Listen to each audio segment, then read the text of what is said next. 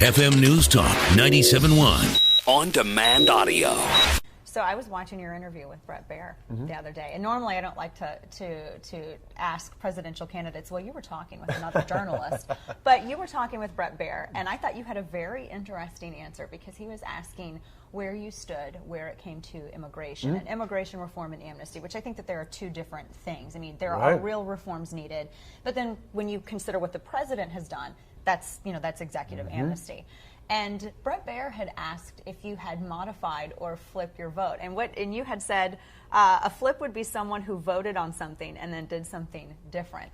That was a very clever answer. I thought that was interesting. Explain a little bit, because I understand candidates also modify their stances. Right. And I think if you have grassroots people who are unable to convince a candidate through political evangelism, then what is the point? Right. When I first said this, actually back around CPAC time, I did an interview with Chris Wallace, name another person out there, but he said, so have you changed? I said, yeah. And I said, don't Americans want a leader who actually listens to people and after assessing something is willing to make a change if they think it's in the best interest, in this case, of the American people? And so I saw a combination of the failure of this president over the last 5-6 years when it comes to this subject, combined with the fact of spending a lot of time talking with border state governors, talking with lawmakers in both chambers, in the House and the Senate nationally, and just listening to people. Listening to people who are very concerned about this. Years ago when I was a county executive, even early on when I was a governor, in Wisconsin, it really isn't much of a topic. A few people have asked me questions. I've said things, at least initial reactions, and some people have blown that out of proportion. But I said after really looking at things over the last year in particular, it's clear we've got a broken system. We need to secure the border. We need to enforce the laws that we have. We need to make sure there is no amnesty. If you want to be a citizen, there's a legal way to do that, and go ahead and do that. But we shouldn't be granting amnesty. And then something we've talked about before that I think is fairly unique, at least I haven't heard any other would-be or current Republican candidate say this, and that is for legal immigration. And sometimes people, other outlets in the press get mistakenly confused about this. They think that we're talking about new restrictions. There are restrictions. They just don't make any sense in many regards. I'm saying if we have legal immigration going forward, our priority should be American working families and their wages and improving the American economy. I think those are pretty solid points. Now, when you say enforce the border, because we hear that from a lot of different people, what does that entail when you say enforce the border? Because there are a lot of different ways that and I understand we're talking about securing it, not closing it. Well, Well, securing the border is really important for a couple of reasons. Early this year, I went with Governor Abbott, the governor of Texas, new governor, great governor of Texas, who took me along the border. We went up in the helicopter, we're down on the ground, we're in the command center with the Texas Public Safety, with local officials, as well as some of the federal officials, the federal authorities there.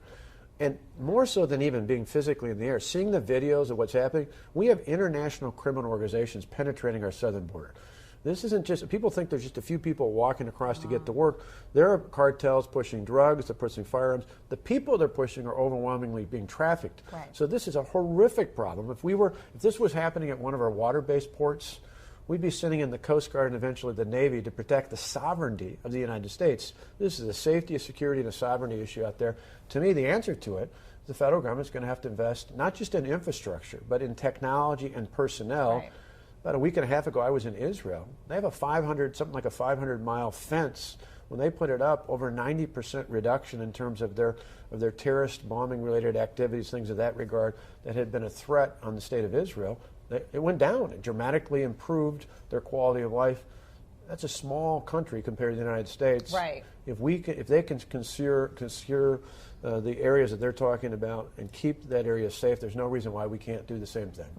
And in terms of worker visas, and I understand that there are some people who want to work in the United States, but they don't necessarily want to be citizens. They want to return back to their home countries where their families are.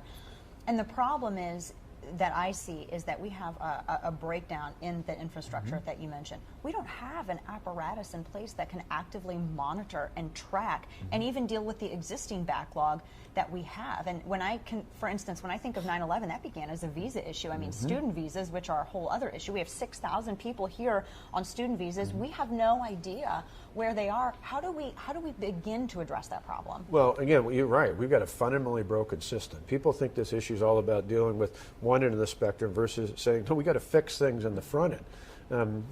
We're not talking about eliminating legal immigration. We're saying let's have a system that works.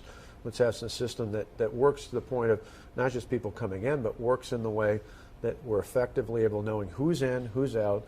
Again, if you had a business and you were making sure it was secure, you would make sure that the entire boundary is served. You wouldn't just have one part protected and another part not. And you want to know, I mean, I've done enough visits at factories and small businesses throughout the years that oftentimes there's a check in there. They want to know who's in the building, who's not in the building, not just for their own security, but if something were to happen, it's part of their safety to say if there's a fire or something happening, they want to make sure that all their employees and all their guests are safely out. Well, if we can do that for a business, why wouldn't we want to make sure we had the same parameters in place when it comes to a country? No, absolutely. I agree. I want to move a little bit to this auto bailout situation. I was reading a couple of news stories, and of course, welcome to of course, they've been doing this to you for a while, forever. Just because of the public sector unions in Wisconsin. Right. So you were speaking at an Oldsmobile factory last week. And the media is saying, well, Scott Walker, that governor of Wisconsin, he has flipped on auto bailouts now because he deflected a question from a reporter. So just for all intents and purposes, where do you stand on that particular issue? Yeah, well, the irony is that it's all based on me doing an interview the night Paul Ryan spoke